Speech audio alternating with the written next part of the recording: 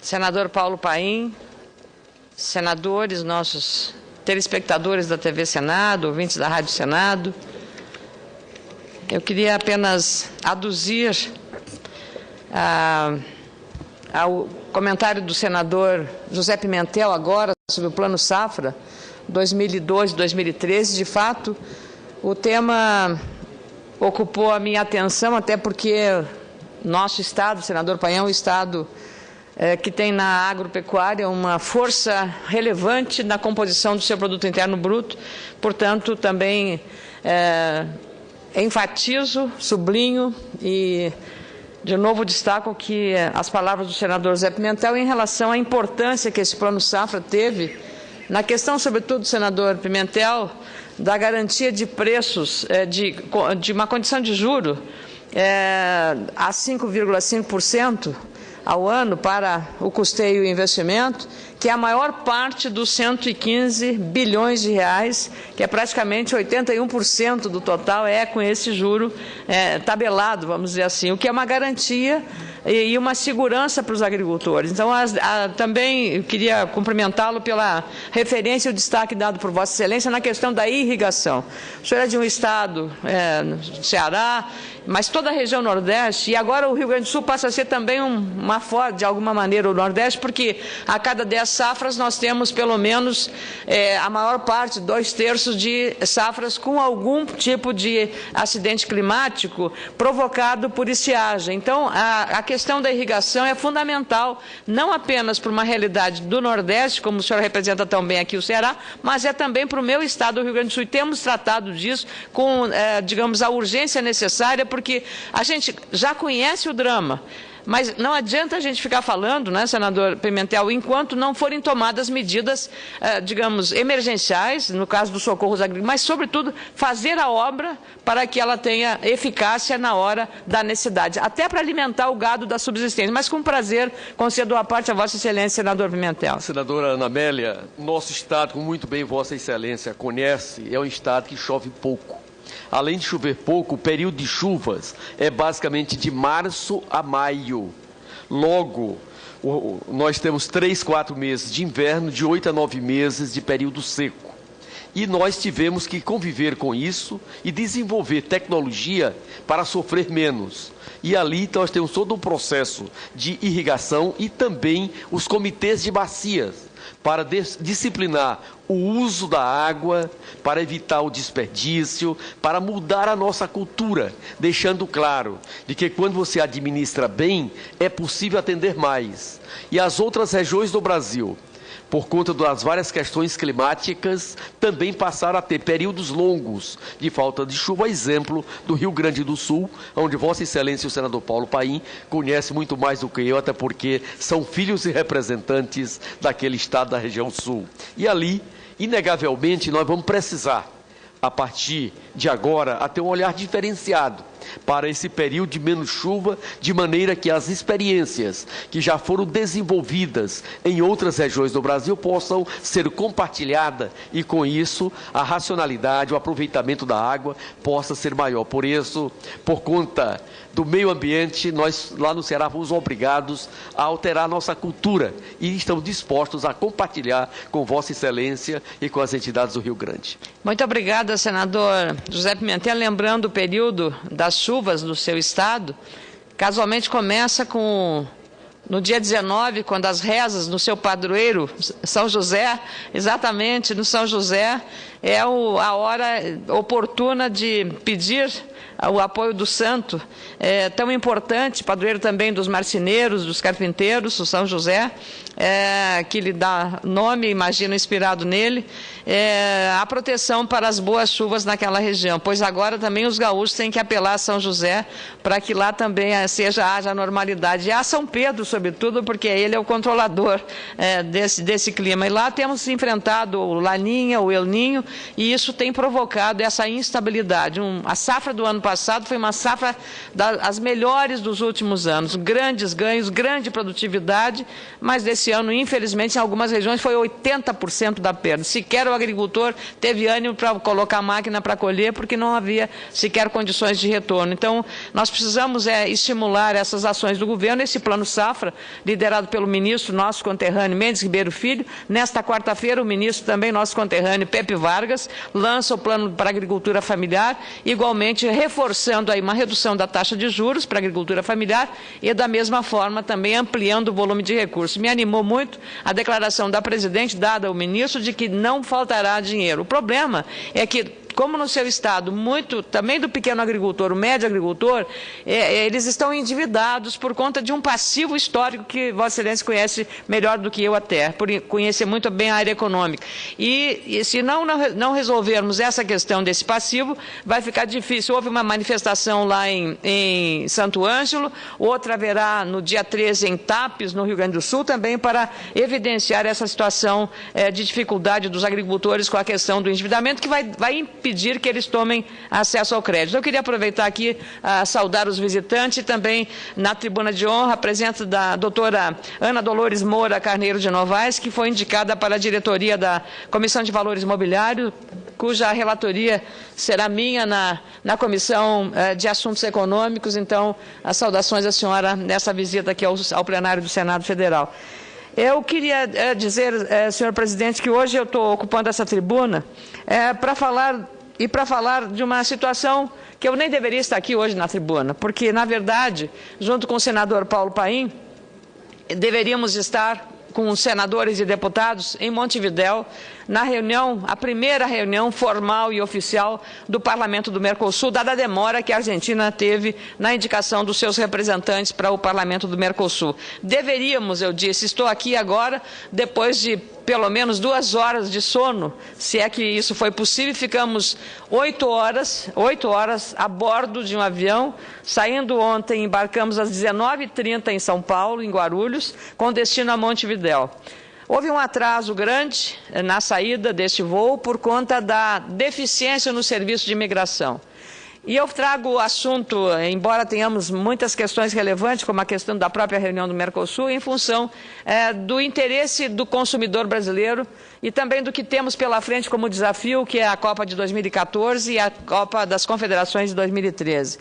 Pois nós fomos para Montevidéu, sobrevoamos a capital uruguaia, onde é a sede do Parlamento do Mercosul, e por problemas climáticos, por conta de um fortíssimo nevoeiro na região, no aeroporto de Carrasco, impediu o pouso no voo que levava os parlamentares brasileiros para essa reunião. Pelo menos uma parte dele, porque uma outra parte já estava lá sob a liderança do nosso colega Roberto Requião. Cauteloso, o comandante Lemos, veja só, pura coincidência, não é meu parente, resolveu retornar ao Brasil, mesmo com a autorização de pouso por instrumentos dada pela Torre de Controle do Tráfego Aéreo do aeroporto uruguaio. Até aí, nenhum problema, porque sabemos que nessa época do ano, com o inverno, as condições dos aeroportos na parte sul do nosso país, elas mudam com frequência. Então, o atraso de voo por problema climático é frequente nesse período. O comandante obteve apoio dos passageiros que pacientemente aguentaram 8 horas, porque o voo tentou 2 vezes pousar no aeroporto de Carrasco, não conseguiu. A alternativa era Porto Alegre ou Florianópolis. Chegamos em Porto Alegre e aí não tinha como descer, porque não havia infraestrutura de alfândega de imigração para dar entrada de volta ao país sem ter chegado no outro país, e também porque o adiantado da hora, 2 horas dessa madrugada, 2h30, teve que reabastecer o avião, teve que vir uma nova tripulação por conta da legislação aeroportuária, e aí chegamos em São Paulo às 4 horas da manhã de volta. A paciência dos passageiros se deveu ao entendimento de que o comandante estava preservando a segurança de todos nós, o que foi reconhecido, portanto, num voo praticamente lotado, com, como eu disse, 3 senadores, o senador Antônio Carlos Valadares, o senador Eduardo Suplicy e eu, e mais 5 deputados federais que iam participar dessa reunião. Mas os problemas não começaram lá em Montevidéu por causa do clima, que é uma questão natural. Os problemas que antecederam a este voo, o que é motivo desse pronunciamento, começam exatamente na deficiência dos serviços aeroportuários brasileiros, especialmente na questão que diz respeito ao tratamento do usuário. nós iniciamos o nosso voo para a capital pelo aeroporto de Brasília, onde eu encontrei já uma série de problemas agravados pelo aumento de passageiros decorrente do início das férias. O aeroporto de Brasília convivi mais uma vez com escadas rolantes paralisadas, banheiros sujos e sem manutenção. Um claro sinal de quase abandono de um aeroporto que foi leiloado pela Infraero e está prestes a ter novo comando. Tomara que isso aconteça rapidamente, porque esse tipo de problema, nós passageiros, usuários frequentes do transporte aéreo, estamos vivenciando todos os dias. Até há pouco o Josi Melo, que estava aqui falando, me contando que foi esperar uma amiga que vinha do Espírito Santo e que ficou escandalizada também com as más condições de higiene até nos sanitários do nosso aeroporto, da capital federal, que é o cartão de visitas para quem chega pela primeira vez a Brasília.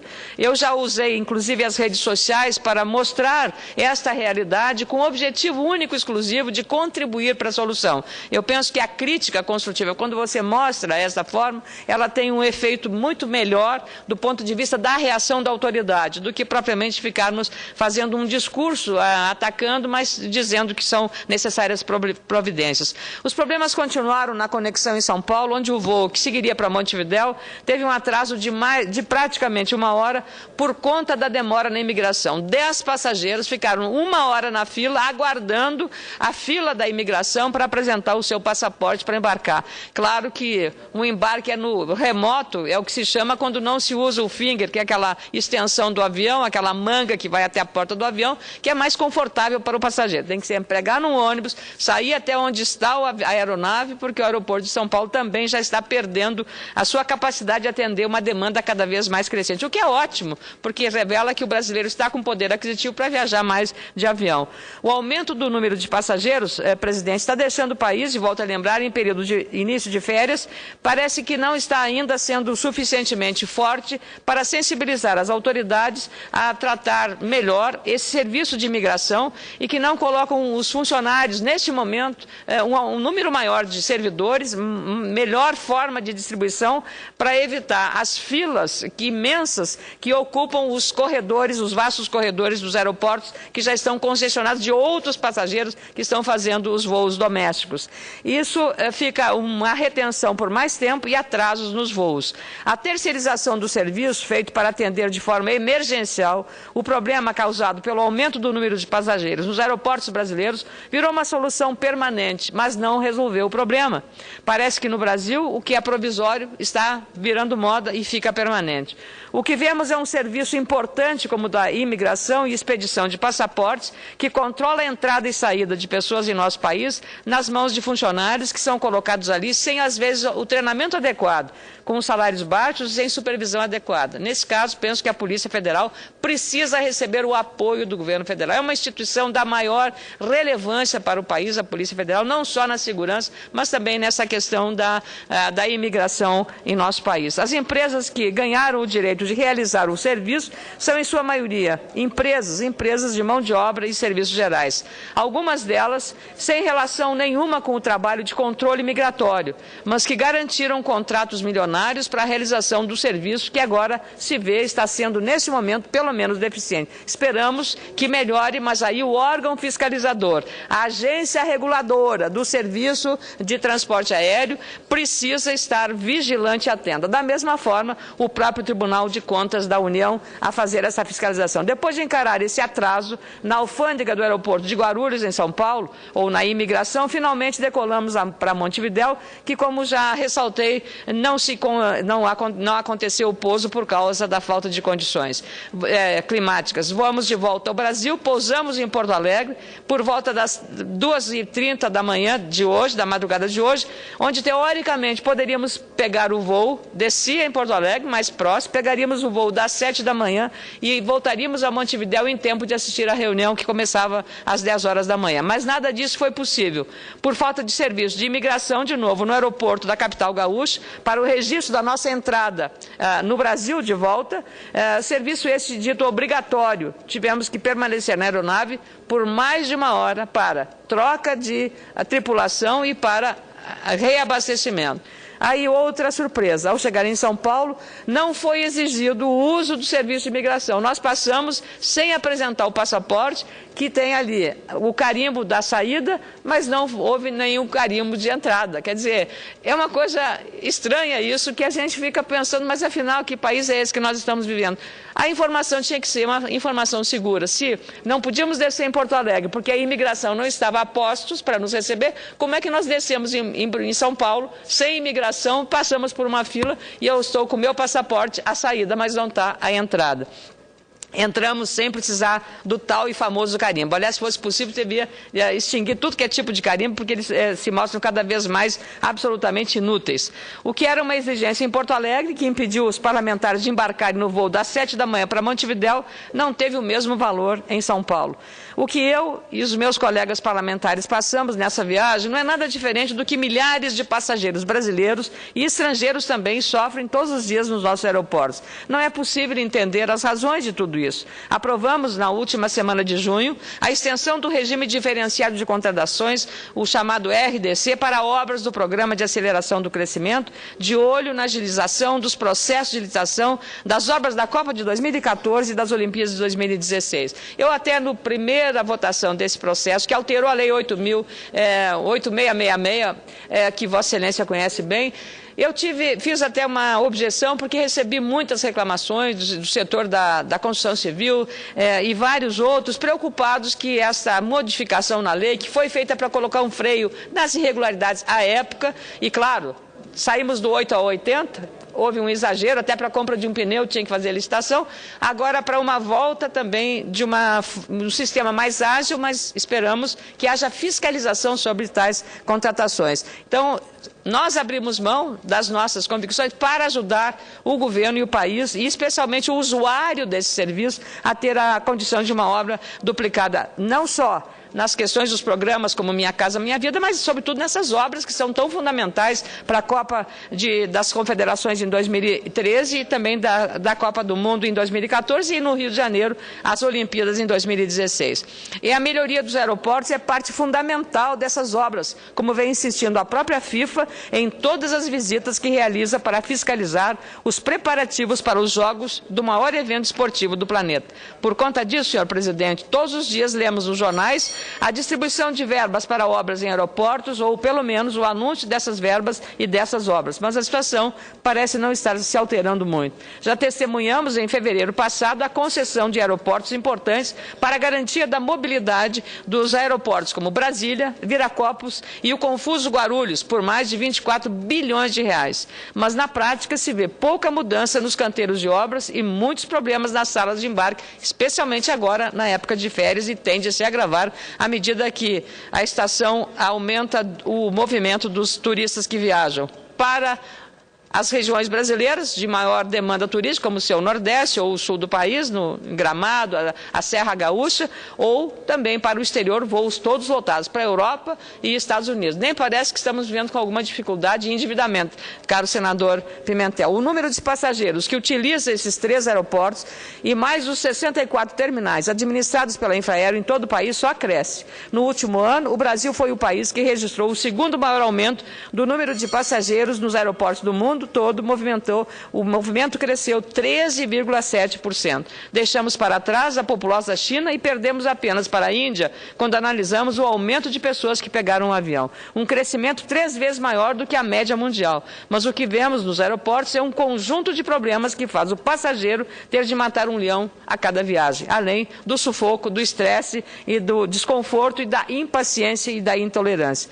Os brasileiros passaram a usar mais o transporte aéreo, pagam passagens em suaves prestações, taxas de embarque altas, mas não tem serviço adequado desde o estacionamento até a imigração. Os problemas com banheiros, acessos deficientes, também para pessoas portadoras de necessidades especiais, falta de comunicação, longas filas para comprar até um cafezinho antes do embarque, provavelmente com preço muito elevado, sempre são, fazem o passageiro esperar mais tempo em solo do que durante o voo. Se as provas concretas dos problemas de infraestrutura nos aeroportos, dada pelo pelos passageiros não são suficientes, vamos dar uma olhada nos relatórios do Tribunal de Contas da União, que tem divulgado com regularidade o acompanhamento que faz das obras da Copa do Mundo. Em um dos mais recentes levantamentos, o TCU diz que já alertou a Infraero e o Ministério dos Esportes sobre a possibilidade de atraso da entrega das obras do aeroporto de Manaus, uma das sedes dos Jogos de 2014. Já estou encerrando, senhor presidente.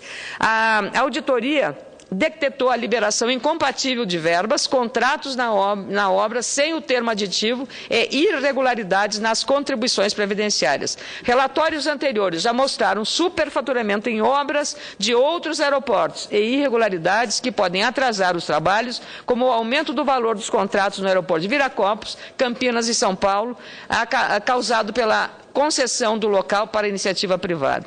Não que isso seja um mal, mas é preciso que haja eficiência, porque é recurso público, é uma concessão. E o usuário tem direito de ter um serviço adequado a essa concessão dada pelo setor público ao setor privado. Trago aqui um exemplo do atraso do principal aeroporto do meu estado, do Rio Grande do Sul. Todo o inverno, o Aeroporto Internacional Salgado Filho fecha para pouso e decolagem por causa do nevoeiro nas manhãs. Há 15 anos, os gaúchos esperam, há 15 anos, senador Pimentel, esperam pela instalação do equipamento antineblina para melhorar o sistema de segurança para pousos e decolagens e evitar o tempo de espera nas manhãs frias da capital gaúcha. Somente hoje, segundo o jornal Zero Hora, estão sendo abertas agora, 15 anos depois, as propostas de licitação para escolher a empresa interessada em dar início à instalação do equipamento que permite pousos e decolagens em condições climáticas adversas. Talvez processo apressado por causa da Copa do Mundo, que, como todo mundo sabe, vai acontecer em pleno inverno, como acontece também as campanhas eleitorais. Junto à instalação do equipamento, deveriam ser feitas as obras de ampliação da pista do aeroporto Salgado Filho, aumentando dos hoje 2,28 mil metros para 3,2 mil metros. Mas isso não está previsto ainda. O projeto de ampliação da pista, considerado prioritário, ainda está em estudos e já sofreu vários adiamentos. A verdade, senhoras e senhores senadores, é que nós, usuários do serviço, temos muita pressa. O brasileiro definitivamente descobriu o serviço de transporte aéreo, levado até pela melhoria da renda. Precisamos, sim, adequar a infraestrutura aeroportuária para receber os turistas da Copa do Mundo, como tem alertado a FIFA, mas, sobretudo, para atender bem o usuário brasileiro, esse que passa o ano inteiro aguentando as filas dos aeroportos. Mas precisamos também arrumar a casa para o turista brasileiro, como eu disse. As necessidades são imediatas, são básicas. Não deveríamos depender da realização de uma Copa do Mundo, que, por mais que o futebol seja nossa paixão, não é mais importante que a melhoria definitiva da nossa infraestrutura e da nossa qualidade de vida. O governo precisa trabalhar para melhorar as estradas, estacionamentos, aeroportos, serviços de internet, transporte público, para realizar, sim, uma Copa do Mundo especial, a melhor de todos os tempos, mas, sobretudo, precisa melhorar o nosso país como um todo, melhorando a logística para o setor da produção. Não podemos mais tapar o sol com a peneira, anunciando melhorias e não entregando esse serviço à população. Muito obrigada pela generosidade, caro presidente José Pimentel. Senadora Ana Amélia, parabéns pela qualidade e pelo conteúdo do seu pronunciamento.